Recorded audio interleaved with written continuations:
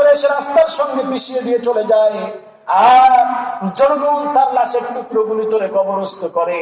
এই পাওয়ার নিয়ে আমি চলি, আমার নিজের জীবনের ডিরেকশন আমার হাতেই নাই, আর আমি ক্ষমতা দেখিয়ে বেড়াই। এরকম ক্ষমতাবান লোক আমাদের সমাজে আছে না নাই? দেখবেন অনেক ক্ষমতা দেখিয়ে বেড়ায়। মুসলমান ভাইরা আমার, এইবার চোর বলল মাননীয় মন্ত্রী, এই বীজ এমন কার্যকারিতা বীজ। প্রধানমন্ত্রী ডাক দিয়ে বলল, চোর, তোমার এই বীজ বপন করতে কয়দিন সময় লাগতে পারে?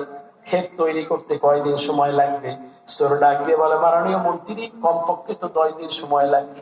আচ্ছা, 10 দিন তোমাকে ফাঁসি থেকে মওকুফ করে দেওয়া হবে। আপনারা বিরক্তি হচ্ছে?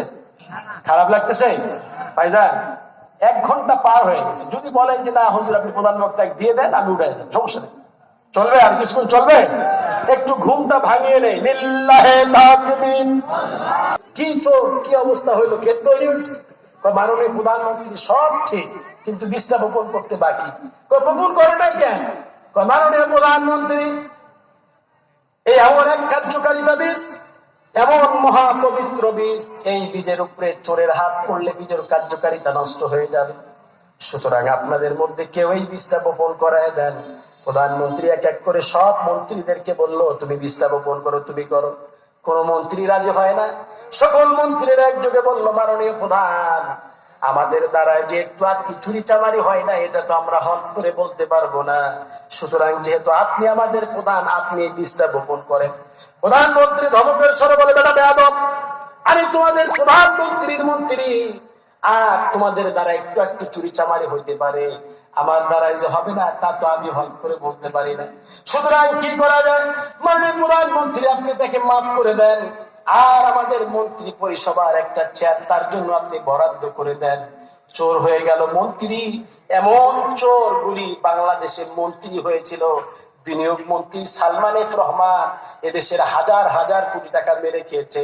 তার ছেলের বার্থডে পার্টিতে 200 কোটি টাকা খরচ করেছে।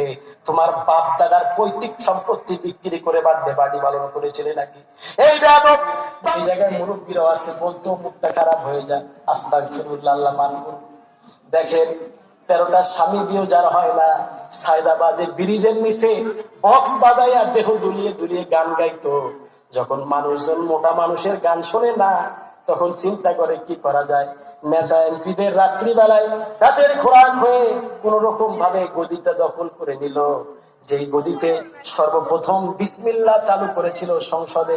কেউ যদি কথা বলতে যাবে, প্রেসিডেন্ট জিয়াউর রহমান বলেছিল 95% মুসলমানের দেশে যদি কথা বলতে হয় বিসমিল্লাহ সহকারে কথা বলতে হবে। আর সেই বিসমিল্লাহকে বাদ দিয়ে মমতাজের গান দিয়ে সংসদ এখন উদ্বোধন হয়েছিল। কথা বলেন দেখেন, দেখা যায় যে হামদে বাড়ি তার আল্লাহ প্রশংসা বাদ দিয়ে কান্দে শেখ হাসিনা দিয়ে, শেখ হাসিনার গান দিয়া সংসদ উদ্বোধন হয়। আর এদেরকে বানানো হয় এমপি মন্ত্রী। টাকলা মুরাদ অশিক্ষিত, কোরআনের পাখিকে দেল্লা রাজাকার বলেছে, অবৈধ মাহির পিছনে মোহিত হয়েছিল। মাহি, সিদ্দিক, মমতাজ, রিয়াজ, ফিরদৌস, এই সমস্ত বেয়াদবগুলি পরিমণি, এদেরকে ফাঁসির কাস্টে ঝোলায় দেওয়া দরকার। ফিল্ম ইন্ডাস্ট্রিতে ভাত হয় না, এখন মন্ত্রী এমপি দখল নিতে চায়, তাদের রাতের খোরাক হয়ে যায়। এই সমস্ত চোর বাটপার মেয়েলি কেলেঙ্কারিতে জড়িত এই বদমাইশগুলি এমপির চেয়ার দখল করতে চায়। কথা বলেন ঠিক না ব্যাঠি? আগামী দিনে যেন কোন বদমাইশ, জেলাদার, অন্যায়কারী, দুর্নীতিবাজ, ধাপ্পাবাজ আগামী সংসদে যেন না যেতে পারে। ইনশাআল্লাহ আপনারা সকলে প্রস্তুত আছেন তো? কারা প্রস্তুত আছে? তো করে হাত তুলে দেবেন না। আল্লাহ তুমি কবুল করে না, বলেন না আমিন। আর কোন শয়তান বদমাশদেরকে আমরা জান্নাতের মধ্যে করেন নাই। ভুলটা কি ছিল? ফালা তাকরাবা হাদিহি শাজারাতা ফাতাকুনা মিনাজ জালিমিন। আল্লাহ বলল ওই গাছটার কাছে যেও না, ওই গাছটার কাছে গেলেই জালেম হয়ে যাবা। আদম নবী বলল ফাকাসামা আলাইহিমাশ শাইতান। শয়তান বলল আমি তোমাদের জন্য উত্তম নসিহতকারী। কেন আল্লাহ ওই গাছটার কাছে যেতে নিষেধ করেছে জানেন নাকি? যদি গাছটার কাছে যান লাতাকুনান্না মিনাল খালিদিন, জান্নাতে চিরস্থায়ী হয়ে যাবে। এই জন্য আল্লাহ গাছটার কাছে যেতে নিষেধ করেছে। নাউজুবিল্লাহ বলেন। শয়তান তো সবসময় উল্টা বুঝায় দেয়। আদম নবী গেল সেই গাছের গোড়ায়, কদ্দুম ফলের শরবত খাওয়ানো হলো, মা হাওয়া খাওয়াইলেন। জান্নাতের পোশাক পরতে আরম্ভ করলেন। সেই সময় আদম নবী আল্লাহর কাছ থেকে দোয়া শিখে নিয়ে পড়লেন, রব্বানা, পড়েন, রব্বানা যালামনা আনফুসানা ওয়া ইল্লাম তাগফির লানা ওয়া তারহামনা লানাকুনান্না মিনাল খাসিরিন। এমন একজন নবী শিশুকাল থেকে আমার নবী আদর্শ ছিলেন, জন্মের পর থেকে আমার নবী আদর্শ হলেন, ইনসাফ প্রতিষ্ঠা করলেন। আজকের সমাজে দেখা যায় মেয়েদেরকে কম খাওয়ানো হয়। এখানে মায়েরাও আছে না, আজকে মাহফিলে মায়েরাও আছে। মায়েদের জন্য কিছু ওয়াজের প্রয়োজন আছে, কেননা বাড়ির নেতৃত্ব মায়েরাই দেয়। ওই মায়েরা যদি ঠিক হয়, তারা যদি ইচ্ছা করে তার খারাপ স্বামীটাকেও ভালো বানায় দিতে পারে। কথা বলেন না কেন? আল্লাহ তাআলা মা বোনদেরকে পর্দানিশী বানায় দেন, পড়েন না আমিন। এমন একজন নবীজি আবার ইনসাফ প্রতিষ্ঠা করলেন। আজকের সমাজে মেয়েদেরকে কম দেখানো হয়, মেয়েদেরকে কম খাওয়ানো হয়। এই বৈষম্য ভেঙে দিয়েছেন বিশ্বনবী হালিমার কোলে গিয়ে। সুবহানাল্লাহ বলেন। মা হালিমা এসেছিলেন মক্কায়, একটা দাস কিনবেন, ধনের বাচ্চা, ধনের দুলাল নিবেন। কিন্তু মা হালিমা বলছেন, আমার যে বাহনটা ছিল গাদা, অত্যন্ত দুর্বল ছিল। আমি যখন রওনা হলাম, ততক্ষণে আমার এলাকার লোকেরা আমার আগে মক্কায় পৌঁছে গেল, গিয়ে সব ধনীর দুলালদেরকে, দাসদেরকে কিনে নিয়েছে। আমি গিয়ে ঢুকলাম 6 ঘন্টা পর। কয় ঘন্টা? 6 ঘন্টা পর গিয়ে দেখি সব ধনীর দুলাল গুলি শেষ। কিন্তু কে যেন আড়াল থেকে আমাকে দেখে বলছে, হালিমা মন খারাপ করো না, ওই যে আমেনার চিহ্ন কুটিরে আব্দুল্লাহর 3 সন্তান পড়ে আছে, একটু দেখে যাও। মা হালিমা বলছেন, আমি যখন বিশ্বনবীর মায়ের পর্দাটা সরিয়ে একটু উঁকি দিয়ে দেখি, তাদের চেয়ে সুন্দর আমার নবী আমার দিকে তাকিয়ে আছেন। আল্লাহু আকবার।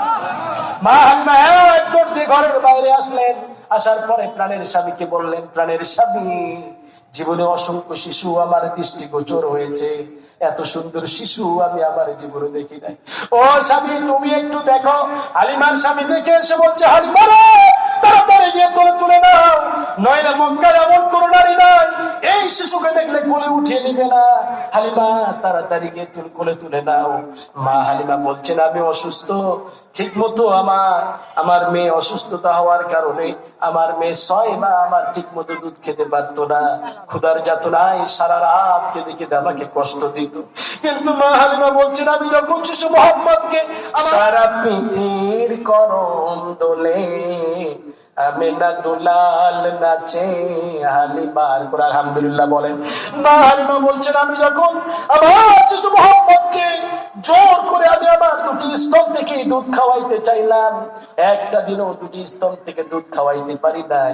একটা থেকে খেয়েছে, আর একটা নিজের দুধ বোনের জন্য ছেড়ে দিয়েছে। সুবহানাল্লাহ বলেন। বিশ্বনবী বুঝিয়েছে, মা এটি আমার হক, এটি আমার বোনের হক। বোনের হককে, ভাইয়ের হককে প্রতিষ্ঠার জন্য আল্লাহ আমাকে দুনিয়াতে পাঠিয়েছে, তাদের হক বিনষ্টের জন্য পাঠান নাই। আর আজকে সেই নবীর উম্মত হয়ে, ভাই হয়ে বোনকে তার সম্পত্তি থেকে বঞ্চিত করে এমন বেয়াদব ভাই আমাদের সমাজে আছে না নাই? আর ওদের আছে মানে কি? প্রায় দেখা যায় বোনকে ঠকিয়ে। মুহাম্মদ সাল্লাল্লাহু, নবীজির পিতার নাম কি ছিল? আব্দুল্লাহ। নবীজির মাতার নাম, নবীজির দুধমার নাম ছিল হালিমা সাদিয়া। কিন্তু নবীজির আরো একজন মা ছিলেন, যিনি 1 থেকে নিয়ে 50 বছর অবধি পর্যন্ত বিশ্ব নবীকে 2 চোখের আড়াল হতে দেয় নাই। এমন একজন নারী, যেই নারী দুনিয়ার জমিন থেকে আল্লাহ তাআলা তিনাকে জান্নাতের পানি পান করিয়ে দিয়েছেন। সুবহানাল্লাহ। যে নারীকে বিশ্ব নবী সাল্লাল্লাহু আলাইহি ওয়াসাল্লাম নিজেই বলেছেন, মা উপস্থিত আনসার এবং মুহাজিরগণদেরকে বলেছেন, দেখো এই বৃদ্ধা মহিলা, কপালে চুমু খেয়ে বললেন, ইনি হলেন আমার মায়ের পরের মা, যিনি আমাকে কোনো আদর অভাব অনটন বুঝতে দেয় নাই। মায়ের আদর দিয়েছেন, বাবার আদর পেয়েছি, 2 চোখের আড়াল 50 বছর ধরে আমার হতে দেয় নাই। যিনি নিজের জন্য চিন্তা করে নাই, বিবাহের শখ আহ্লাদ আশা সব ভুলে গিয়েছে। বিশ্বনবী আম্মা জান খাদিজা রাদিয়াল্লাহু তাআলা আনহাকে বিবাহের পর ওই নারীকে তারপরে 50 বছর পরে বিয়ে দিয়েছিলেন। এমন একজন নারী, যেই নারীকে নবীজির মা আমেনা নিজেই বলছিলেন, মক্কা থেকে মদিনা মাঝখানে জায়গায় আবওয়া প্রান্তরে বলেছিলেন, ও ও আমার সঙ্গিনী বারাকা, ও আমার বান্ধবী, আমার সন্তান জন্মের আগেই তার বাবাকে হারিয়েছে, আজ তার চোখের সামনে তার মাকে হারাইতে যাইতেছে। এই মরুভূমিতে তুমি আমি আমার সন্তান মোহাম্মদ ঘুমিয়ে আছে, কোথায় তারে নিয়ে যায়, কোথায় যাচ্ছি সে জানে না। মা আমেনা স্বামী মৃত্যুর পরে মুহাম্মদ সাল্লাল্লাহু আলাইহি ওয়াসাল্লামের 6 বছর যখন বয়স হলো, স্বামীর কবর জিয়ারত করতে গিয়েছিলেন আবিসিনিয়ায় মদিনার কাছে। বারাকা গিয়েছিল, নিত্যদিনের সঙ্গী বারাকা এবং শিশু মোহাম্মদকে নিয়ে মা আমেনা নিজের বাবার বাড়ির দেশ মদিনা সেই জায়গায় গিয়েছিলেন নবীজির বাবার কবর জিয়ারতের জন্য। কবর জিয়ারত থেকে যখন ফিরে আসে, মক্কা এবং মদিনার মাঝখানে জায়গা আবহাওয়া প্রান্তরে মদিনায় বালুঝড় শুরু হয়ে গেল, মরুভূমির উপরে কুটকুটে অন্ধকার। সেই সময় মা আমেনার দেহের তাপমাত্রা অস্বাভাবিক যখন বেড়ে যায়, মা আমেনা বললেন, বান্ধবী আমরা একটি জায়গায় থামিয়ে দে, আর সামনের দিকে যাইতে পারবো না মনে হয়। একটু উঁচু জায়গার মধ্যে থামাই দিল। মুহাম্মদ সাল্লাল্লাহু আলাইহি ওয়াসাল্লাম কোলে ঘুমিয়ে আছেন, সেই সময় অন্ধকারের মধ্যে মা আমেনার দেহের তাপমাত্রা অস্বাভাবিক যখন বেড়ে যায়, অন্ধকারের ভিতরে নিত্যদিনের সঙ্গী বারাকাকে টেনে টেনে বাকরুদ্ধ কণ্ঠে বলছেন, ও বারাকা, আমি বুঝি আর বেশিক্ষণ দুনিয়ার জমিনে থাকবো না। বারাকারে, আমি যদি মৃত্যুবরণ করি আমার সন্তান এতিম হয়ে যাবে, বাবাকেও হারাইবে, চোখের সামনে বাবাকে হারাই, মাকে হারাইতে যাইতেছে। ও বারাকা, আজ থেকে তার আর আপন বলতে কেউ রইল না। তুমি তার মা আমারে কথা দাও, তাকে ছেড়ে তুমি কোথাও যাবে না। বারাকা যখন মা আমেনার মৃত্যুর খবর শুনলেন, কথা মুখ দিয়ে শুনলেন, নিজের অন্তরের ভিতরে আর কষ্ট ধরে রাখতে পারলেন না, তিনি বিলাপ করে কান্না আরম্ভ করে দিলেন। শিশু মুহাম্মদ সাল্লাল্লাহু আলাইহি ওয়াসাল্লামের ঘুম ভেঙে গেল। তিনি ঘুম ভাঙার পরে এক দৌড় দিয়ে অন্ধকারের মধ্যে ভয় পেয়ে গেলেন, মায়ের গলা জাপটিয়ে ধরলেন। এমন ভাবে মার গলা জাপটিয়ে ধরেছে মনে হয় নিঃশ্বাস বন্ধের উপক্রম। সেই সময় মা আমেনা নিজের এতিম সন্তানকে চিরবিদায় আদর জানাইলেন, গালে মুখে চুমু খাইলে।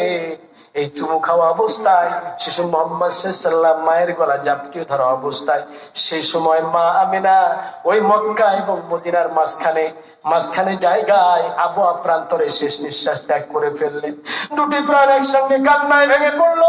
মুসলমান ভাইরা আমার, যে নারীকে মা বলে স্বীকৃতি দিয়েছে স্বয়ং মা আমেনা, সেই নারী 1 থেকে 50 বছর অবধি পর্যন্ত মুহাম্মদ সাল্লাল্লাহু আলাইহি ওয়াসাল্লামকে দু চোখের আড়াল হতে দেয় নাই।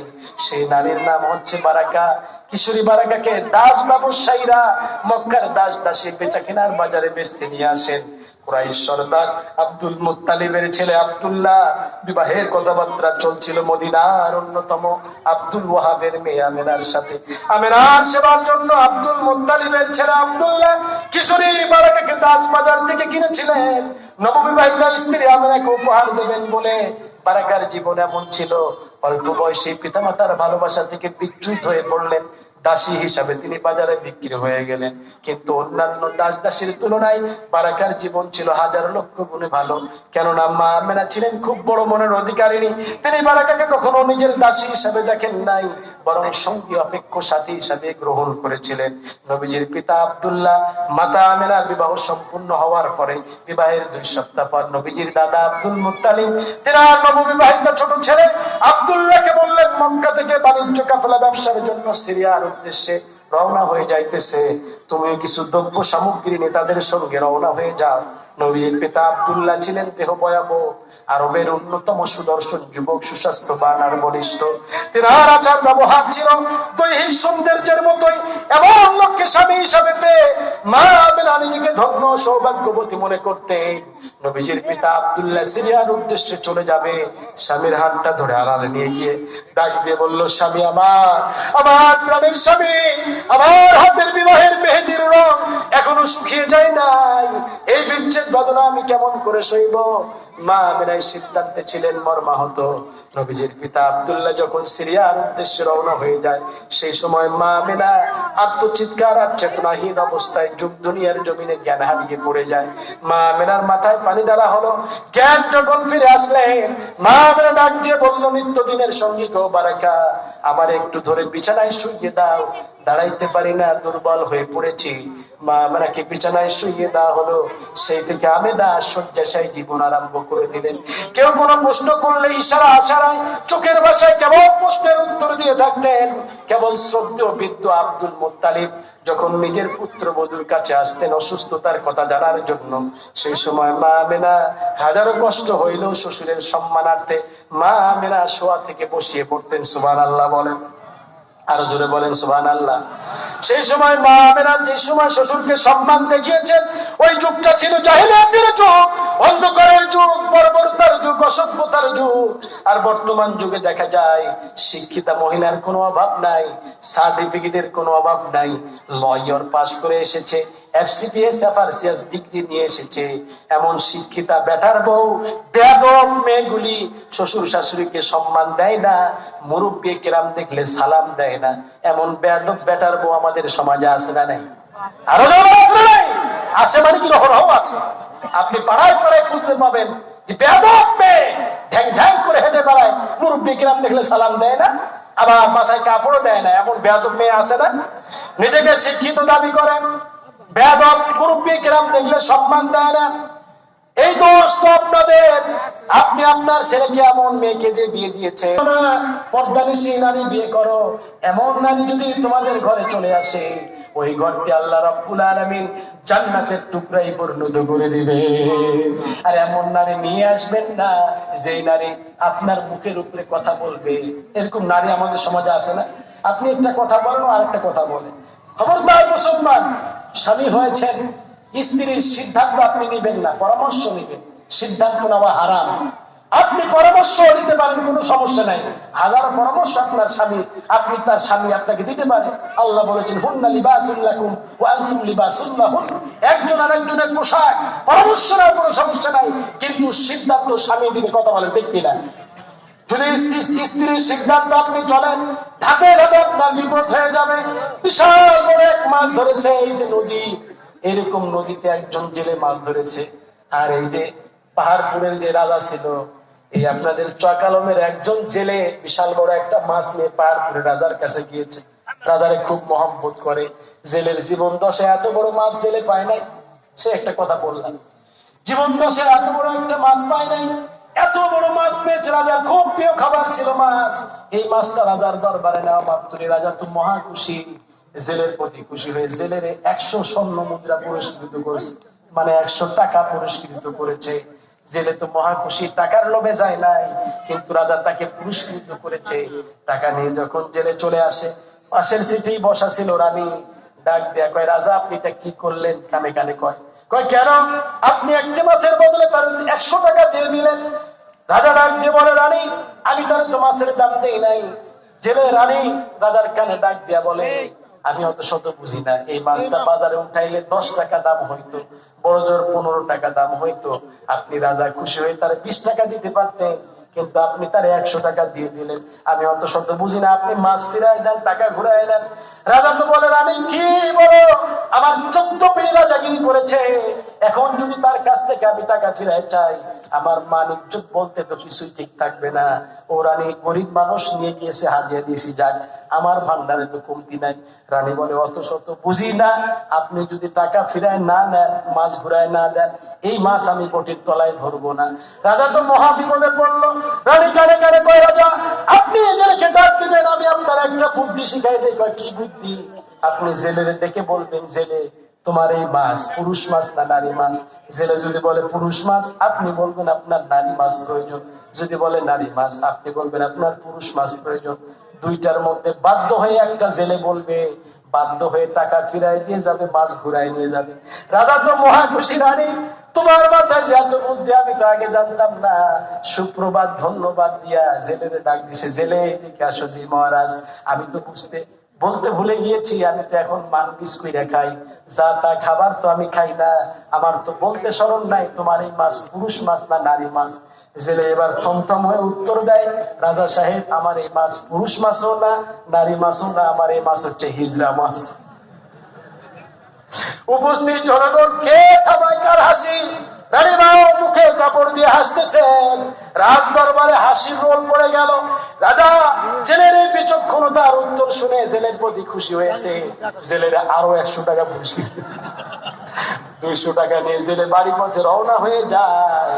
এইবার রানী তো জেলের উপরে তেলে বেগুনে ভেজে আছে। যখন রাজ দরবারের গেট পার হবে জেলে, গেট পার হতে না হতে 1 টাকার একটা কয়েন রাজ দরবারের গেটে পড়ে যায়। ওই জেলে ওই টাকার কয়েনটা তুলে চুমু খায়, কপালে লাগায়, পকেটে ঢুকায়। রানী তো সুযোগ পেয়ে গেল, রাজা দেখুন আপনার জেলে কত নবী, 1টি মাসের বদলে তারা 200 টাকা দিলেন, 1টি টাকার কয়েন আমাদের রাজ দরবারের গেটে পড়ে গিয়েছে। কত ফকির মিসকিন ওই পথ দিয়ে যাতায়াত করে, তারা নয় উঠায় নিত, কিন্তু আপনার জেলে কত বকির, 1টি টাকার কয়েন পড়ে গিয়েছে, টাকা তুলতেছে ভালো কথা, এমন ভাবে তুলে চুমু খায়, কপালে লাগায়, মনে হয় টাকা পয়সা জীবনও দেখে নাই, অত শত বুঝি না, ওই বকিল জেলেরে আপনি ফাঁসির কাছে ঝুলাই দেন। রাজা বললেন ঠিকই তাই, জেলে তুই এত কি পড়ছেন, 1টি মাসের বদলে তোর 200 টাকা দিলাম, 1টি টাকার কয়েন পড়ে গিয়েছে, আমার দরবার দিয়ে কত মানুষ যাতায়াত করে, তারা না হয় উঠায় নিত, তুই টাকা তুললি চুমু খাইলি, কপালে লাগাইলি, এই বকলামি করলি কেন? তোরে তো যাবজ্জীবন দিয়ে দেবো, ফাঁসির কাছে ঝুলাই দেবো। জেলে ডাক দিয়ে বলে, মহারাজ আমারে ফাঁসিতে দেবেন না যাবজ্জীবন কারারুদ্ধ করবেন, কোনো আপত্তি নাই, কিন্তু শেষবারের মতো আমার একটা কথা আপনারে শুনতে হবে। আচ্ছা শেষ ইচ্ছার কথা কি বলবি বলে ফেল। জেলে ডাক দিয়ে বলে, মহারাজ আমার জীবন দশায় এত বড় আমি মাছ পাইনি, আপনি মাছ খাইতে ভালোবাসেন, আপনার জন্য হাদিয়া নিয়ে এসেছি, আপনাকে আমি ভালোবাসি, আপনি আমাদের রাজা আর আমি আপনার পূজা, আপনি 1টি মাসের বদলে আমার 200 টাকা দিয়েছেন, 1টি টাকার কয়েন আপনার রাজ দরবারের গেটে পড়ে থাকলে আমার কোনো আপত্তি আসতো না, কিন্তু আমি চিন্তা করে দেখলাম ওই টাকার কয়েনের উপরে আমার রাজা এবং রানীমার নাম লেখা আছে, আপনার গেটে যদি টাকার কয়েনটা পড়ে থাকতো, অনেক মানুষ যাতায়াত করে, তাদের অজান্তেই তাদের পায়ের ঘষা পড়তো টাকার উপরে, আমার রাজা রানীমার সম্মান ইজ্জতের ঘাটতি হতো, অপমান অপদস্থ হতো, আমি জেলে বেঁচে থাকতে রাজা রানীমার অপমান হতে দেব না কখনো। জেলের এই বিচক্ষণতার উত্তর শুনে রাজা তো ব্যাকুল সেজে গিয়েছে, কি বিচার করবে, বিচার তো সব মা রাজাকে, রাজা জেলেকে আরো 100 টাকা পুরস্কৃত করছে। এই 300 টাকা নিয়ে জেলে বাড়ি পথে রওনা হয়ে যায়। এইবার রাজা ঘোষককে ডাক দিয়ে বললো, ঘোষক ঢোলটা হাতে রে, রাজ্যে ঢোল পিটিয়ে দে, সকল প্রজাদেরকে জানায় দিবি, কেউ যেন স্ত্রীর বুদ্ধিতে না চলে, যদি চলে আমি রাজা আমার মতো 100 টাকার জায়গায় 300 টাকা হারাই দেব।